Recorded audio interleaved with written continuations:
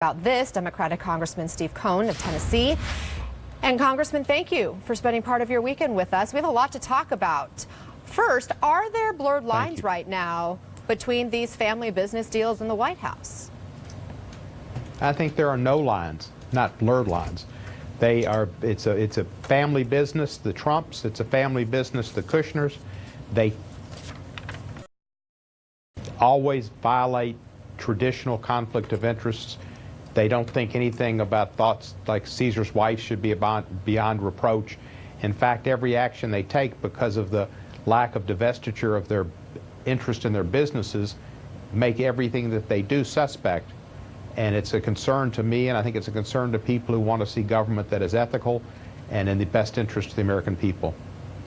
Now, this has been said since the beginning when they were first brought on to the White House, but this week we've learned new nuggets about potential conflicts of interest. It sounds like what you're saying when we're talking about the Kushner businesses and some of the timing of deals or loans they were given after meetings that Kushner had with leaders of those companies. We also have heard the reporting on potential vulnerabilities he has when it comes to foreign allies and adversaries, for that matter, trying to influence him and seeing him as vulnerable to their ways because of, in part, his family business ties. You're on the House Ethics Committee. How should all this be handled?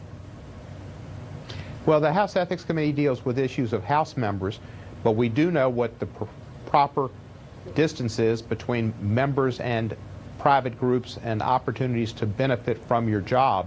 They're the same in almost any industry, and particularly in government. And the president has set a terrible precedent by maintaining interest in Trump properties. We know he talks to Donald Jr., and when Donald Jr. and Eric go out to India and other countries and try to do Trump deals, the countries and the businesses know that's Donald Trump. He will benefit from it. So does Jared Kushner and Kushner properties. They dealt with the guttery government, I believe, to try to make a loan, and right thereafter there was an embargo of Qatar. And Qatar is one of our most long-time allies in that region. We have military bases there that are very important for us in the Middle East. Our American interests should first, always should come first, and by having problems with Qatar, we really endanger our American military, and possibly the reasons for that came because of the rejection of a loan to Kushner on this terrible business deal of paying biggest price I think ever for a piece of real estate in Manhattan for 666 Fifth Avenue. You know, he ruined a newspaper, The Observer, that had a great reputation. He took that real estate property and has run to the ground. He's got a $200 billion note coming up next year, and they will scramble and do anything they can to get that refinanced, and the United States is secondary to the Kushner family. Now, Kushner's lawyers deny he has had any involvement in his family business since joining the administration. Have you seen any proof that these business deals have a direct connection to Jared Kushner, or White House policy has been impacted because of the Kushner business dealings? Well, you know, where there's smoke, there's fire.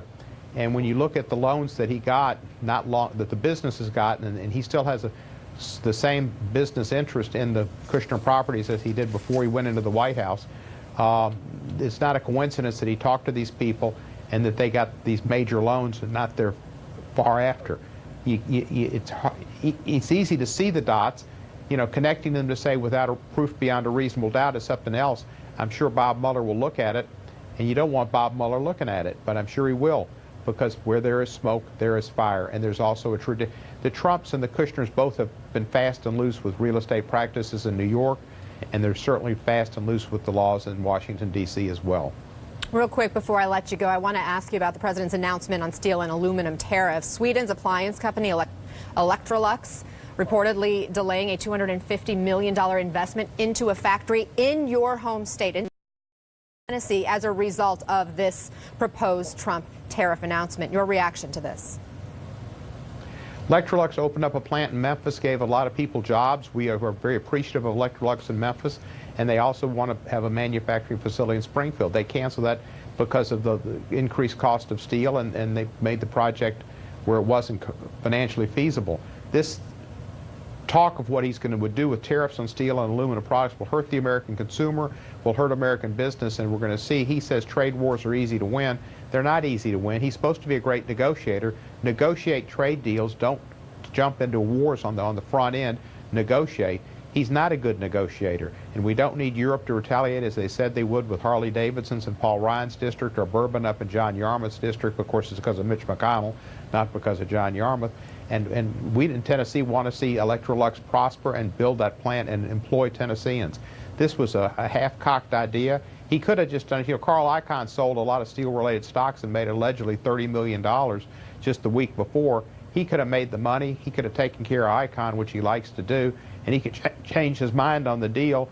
And meanwhile, all he would have done would have given Icahn and some other people the opportunity with some inside information, which they may or may not have had, just like Martha Stewart may or may not, until they proved it, make money, and then he doesn't do anything, and his pals are the richer. And so he will have won and been able to have his McDonald's in peace and know that he took care of his pals. But there's no evidence that that's what's going on here, unless you have evidence. Well, I don't have evidence. There's not evidence, but there's suspicion. It's not a coincidence. You know, it's not just luck. People don't have that kind of luck. Winning the lottery, that's luck. Selling stocks a week before your pal who likes to take care of you takes an action that causes a panic or change in the stock market, and particularly with the value of steel-related stocks, not luck. Shares were already down 20% in February, though, for that company. And we also know that this is a promise the president has been talking about since the campaign trail. So you are connecting some dots that we don't have evidence that are actually connected. Congressman Steve Cohen, I really do appreciate your time today and your thoughts. Thank you very much.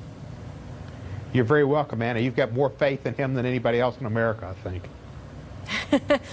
I follow the facts. If you got facts that happened, bring them.